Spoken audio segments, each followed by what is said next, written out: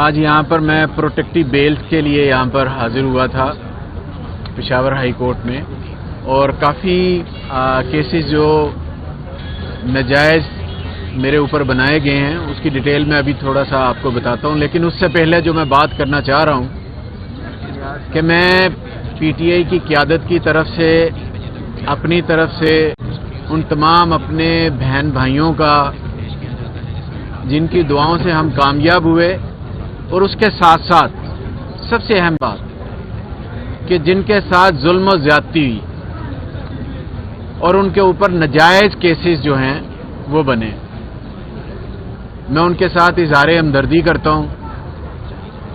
جس کسی نے کوئی جرم کیا ہے اس کو اتنی سزا ضرور دی جائے،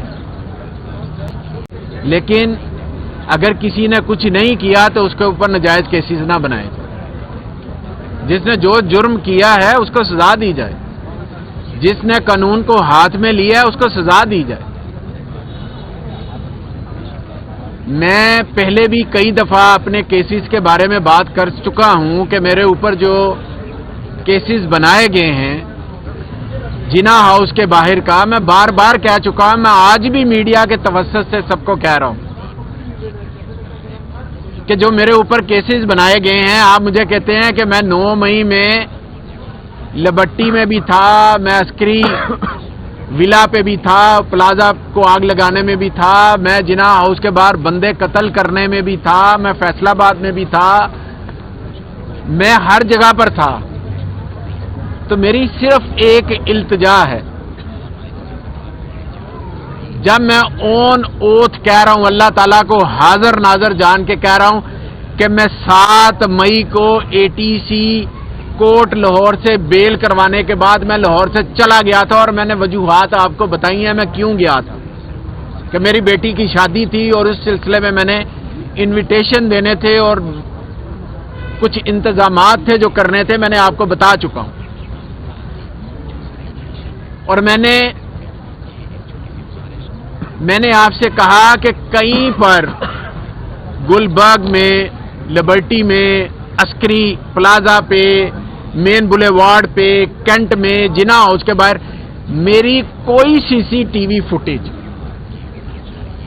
سیف سٹی کیمرہ کی فوٹیج، سوشل میڈیا کی فوٹیج، کوئی میرے نعرے لگاتی ہوئی فوٹیج، کہیں پر قیادت کرتے ہوئے میری فوٹیج، کسی سے بات کرتے ہوئے میرے فون نمبر سے اس کی کال، کوئی ایک چیز بتا دیں۔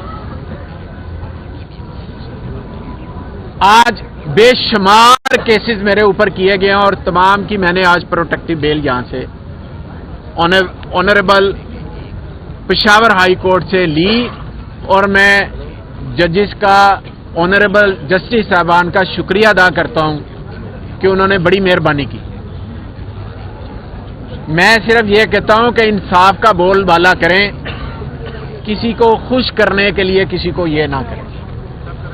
ہم پرامن شہری ہیں، یہ ادارے ہمارے ہیں، پوری زندگی 25 سال ہو گئے، یہ میرا 6واں الیکشن ہے، 25 سال ہو گئے مجھے پولیٹکس کرتے ہوئے، الیکشن لڑتے ہوئے۔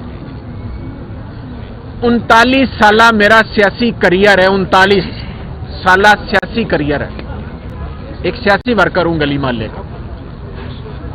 کوئی بندہ یہ نہیں کہہ سکتا کہ خدا نخواستہ میں نے کبھی کسی طرح بھی کوئی ایسی بات کی ہو کہ جس سے میں سمجھوں کہ میرا ضمیر مجھے ملامت کرے گا، یا میرا کوئی ادارہ یا میرے پاکستانی جھنڈے کا خدا نخواستہ وہ نیچا ہوگا میری بات کرنے سے، کبھی کوئی بات۔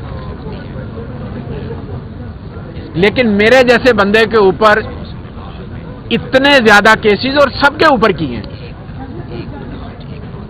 میرے اوپر کہا گیا کہ میں نے فائرنگ کر کے بندے مارے ہیں، قتل کیا میں نے۔ جس نے اپنے 39 سالہ کریئر میں کسی کو اوے توئے تک نہیں کرنے والا،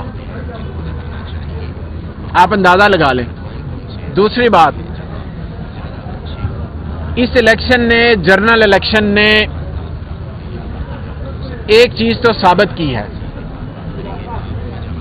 وہ یہ ہے جو پورے پنجاب کے اندر یا باقی جگہوں پر الیکٹیبلز ہوتا تھا، وہ تمام چیزیں عمران خان کے نیریٹو نے وہ چیزیں ختم کر دی ہیں، دفن کر دی.